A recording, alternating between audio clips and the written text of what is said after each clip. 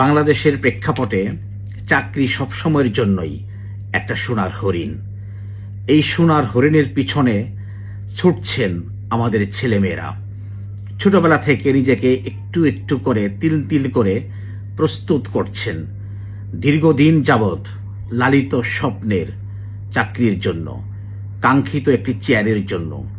বেশিরভাগ ক্ষেত্রেই আমাদের ছেলে মেয়েদের সেই স্বপ্ন পূরণ হয় না।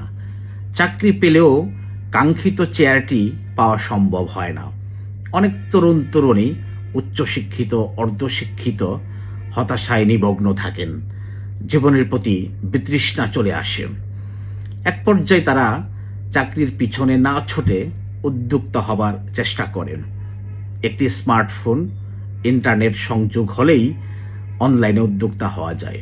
অল্প পুঁজি, একটু সময়, একটু ধৈর্য এবং একটু চেষ্টা, তবে সফল হওয়া সম্ভব। অনেকেই সফল হচ্ছেন। এখন অনলাইনের মাধ্যমে ব্যবসা করে অনেকেই সফল হচ্ছেন, অনেকেই বড় বিজনেসম্যান হয়ে গেছেন। এই ক্ষেত্রে অবশ্যই আমাদের উচ্চশিক্ষিত তরুণীরাই এগিয়ে আছেন। ছেলেরাও আছেন, কিন্তু তুলনামূলকভাবে মেয়েরা বেশি এগিয়ে আসছেন অনলাইনে উদ্যোক্তা হবার ক্ষেত্রে। আমরা মনে করি যে নারী পুরুষ যৌথভাবে কর্মপ্রচেষ্টার মাধ্যমে এই দেশটাকে এগিয়ে নিয়ে যাওয়া সম্ভব।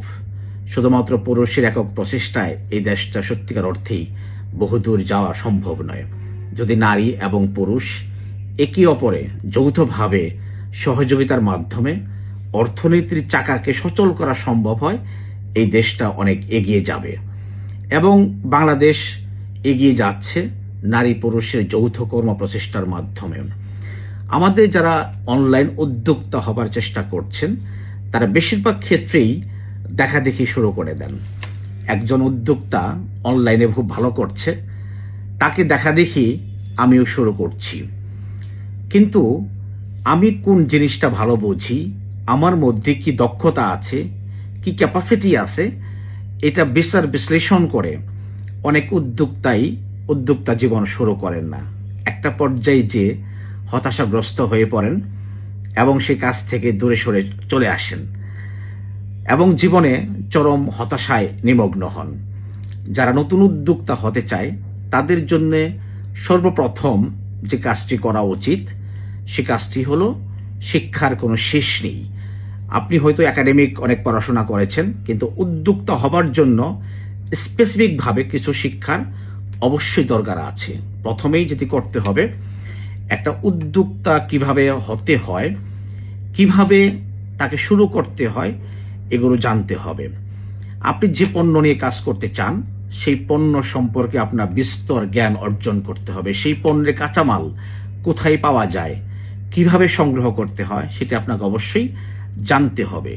আপনি যে পণ্য নিয়ে কাজ করতে চান, সেই পণ্যের বাজারে কেমন ডিমান্ড রয়েছে, চাহিদা রয়েছে, আপনাকে মার্কেট অবশ্যই সার্ভে করতে হবে। কারণ মার্কেট সার্ভে না করে এটা হঠাৎ করে পণ্য নিয়ে যখন শুরু করবেন, সেই পণ্যের সেল যদি না থাকে, চাহিদা যদি না থাকে, আপনার কিন্তু হতাশা চলে আসতে পারে। এবং আপনাকে অবশ্যই যে পণ্য নিয়ে কাজ করবেন, সেই পণ্যের গুণগত মান নিশ্চিত করতে হবে এবং সেই পণ্যের অন্যান্য উদ্যোক্তার সাথে দামের যে একটা সামঞ্জস্যতা, এটা অবশ্যই আপনাকে মাথায় রাখতে হবে। কারণ আপনার পণ্যের যদি অনেক উচ্চ মূল্য হয়, তাহলে কিন্তু এই পণ্য আপনার কোনো মানুষ কিনবে না। সুতরাং আপনার ন্যায্য মূল্য নিশ্চিত করতে হবে। এবং আপনি ডেলিভারি সিস্টেমটা কিভাবে দিবেন, ডেলিভারি সিস্টেম সম্পর্কে আপনাকে অবশ্যই জানতে হবে। এবং আপনি যে পণ্য নিয়ে কাজ করবেন, সেই পণ্য সম্পর্কে বিস্তরভাবে জ্ঞান অর্জন করতে হবে। কাস্টমারের চাহিদা বুঝতে হবে। আপনার কাস্টমার কি ধরনের পণ্য চায়, কোন মানের পণ্য চায়, কি ধরনের দামের পণ্য চায়, এগুলো আপনাকে অবশ্যই জানতে হবে। আমাদের বেশিরভাগ উদ্যোক্তা দেখা দেখে শুরু করে দেন বিদায় তারা মার্কেট সার্ভে করেন না। কাঁচামাল কোথায় পাওয়া যায়, কিভাবে সংগ্রহ করতে হয়, সেটা সম্পর্কে খোঁজখবর রাখেন না। এবং কিভাবে দাম নির্ধারণ করতে হয়, কস্টিং করতে হয়, সেটা সম্পর্কে ধারণা রাখেন না বিধায় অনেকেই ব্যবসায় লস খেয়ে ফেলেন। আর আমরা মনে করছি যে একজন সফল উদ্যোক্তা হতে গেলে আপনাকে অবশ্যই জানতে হবে। আমরা অনেক সময় শিখতে চাই না, কারণ আমাদের শিক্ষার জন্য অনেক ট্রেনিং সেশন হয়, ওয়ার্কশপ হয়, সেমিনার হয়, আমরা এগুলোকে মনে করছি যে সময় অপচয়। কিন্তু বাস্তবিক অর্থে হচ্ছে, যদি আপনি সফল উদ্যোক্তা হতে চান, ভালো উদ্যোক্তা হতে চান, আপনাকে অবশ্যই শিখতে হবে, জানতে হবে, বিভিন্ন ট্রেনিং সেশনে আপনাকে অংশগ্রহণ করতে হবে, সার্টিফিকেট কোর্সগুলোকে আপনাকে মূল্যায়ন করতে হবে। যদি আপনি ভালোভাবে শিখে, জেনে, বুঝে নিজের দক্ষতা, নিজের শিক্ষার উপর জোর দেন এবং একাগ্রতা, সাধনা, চেষ্টা করেন, তাহলে আপনি অবশ্যই সফল উদ্যোক্তা হতে পারবেন। দেখাদেখি নয়, মার্কেট সার্ভে করুন, কাঁচামাল সম্পর্কে জানুন, সেই পণ্য কিভাবে মানুষের কাছে পৌঁছাবেন, মানুষের আস্থা অর্জন করবেন, মার্কেটিং পলিসি কিভাবে হওয়া উচিত এবং কিভাবে আপনি সেই পণ্যের মার্কেটিং করবেন, কিভাবে আপনার ক্রেতার সন্তুষ্টি অর্জনে আপনি কাজ করবেন, এগুলো মাথায় রেখে যদি আপনি উদ্যোক্তা হতে পারেন, তাহলে ধৈর্য ধারণ করে যদি সময় দেন, তাহলে আপনার সফলতার সম্ভাবনা অনেক বেশি থাকবে। আর যদি অস্থির হন, দ্রুত বড়লোক হবার চেষ্টা করেন, তাহলে কিন্তু আপনি হতাশায় নিমগ্ন হবেন এবং আপনি উদ্যোক্তা হিসাবে ব্যর্থতায় পর্যবসিত হবার সম্ভাবনা থাকবে বেশি।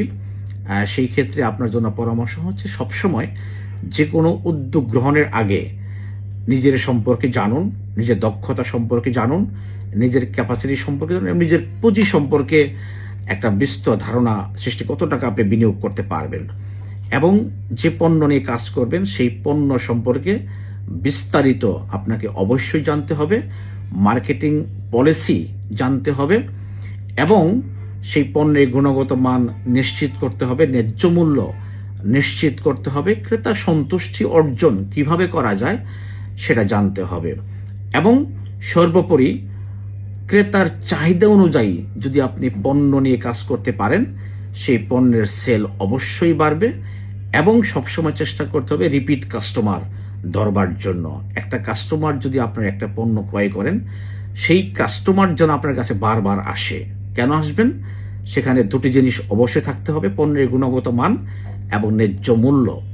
এবং প্রত্যেকটা উদ্যোক্তার তার আচরণ, তার কথাবার্তা, তার কমিউনিকেশন ক্রেতার সাথে অবশ্যই ভালো রাখতে হবে। যে ক্রেতা বা যে উদ্যোক্তার সাথে যে সম্পর্কটা উন্নয়ন যদি ডেভেলপ করা যায়, তাহলে তার সফল উদ্যোক্তা হবার জন্য অনেক বড় ভূমিকা রাখবে। এই জন্য আমরা উদ্যোক্তা হবার আগে অবশ্যই জানবো, শিখবো, বুঝবো এবং মার্কেট সার্ভে করব।